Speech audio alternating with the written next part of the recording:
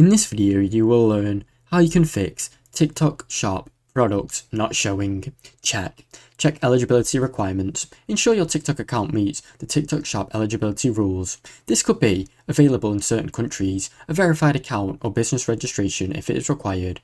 Verify your account information. Log into TikTok Seller Center, then confirm your business or personal details, including documents, are all fully verified.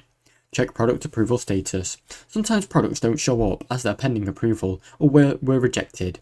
Reviews for product lists in Seller Center. Clear the app's cache or update TikTok. Go to the TikTok app settings, clear cache and make sure the latest version of TikTok is running to avoid any delays, glitches or confusion. Review the regional restrictions. Certain products do not appear due to local restrictions on the TikTok Shop policy. Check if your product complies with all of TikTok's guidelines. Contact TikTok support. If everything seems correct but the product is missing contact TikTok seller support for assistance in resolving this issue. Now you know how to fix TikTok Shop product not showing. Thanks for watching. Don't forget to like and subscribe.